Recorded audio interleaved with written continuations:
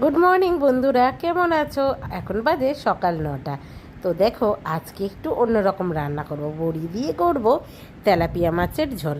তো ফ্রিজে 3টেই মাছ ছিল, তো সেটাকেই করে নেব। বড়িগুলোকে ভেজে আগে তুলে রাখলাম, তারপরে মাছগুলোকে ভেজে জিরে আলু নুন হলুদ দিয়ে আলুগুলোকে হালকা করে ভেজে নিলাম। তো আমি না নুন হলুদ দিয়েই ভাজি, আমার বেশ ভালো লাগে। তো তারপরে মশলাটা বেশ কষিয়ে মাছগুলোকে দিয়ে দেবো। দুজনের তরকারি কতটুকু হবে আর বলো, একবেলার, তাই না বলো? তো অল্পই রান্না, আমাদের 2-3জন মানুষ, আমি, আমার হাজব্যান্ড আর মেয়ে। আর বেশি তো রান্না করি না, অল্প অল্পই করি। তো যেহেতু মাছটা রয়ে গেছিলো, এই জন্য আজকে কিছু করব না সেরকম। তো মাছের ঝোলটাই করে নিলাম বড়ি দিয়ে।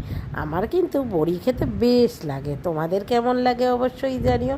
ছোট থেকেই আমি বড়ি খেতে খুব পছন্দ করি। বড়িটা বিশেষ করে কোনো ঝোলে কোনো মাছে দিলে আমার তো দারুণ লাগে খেতে।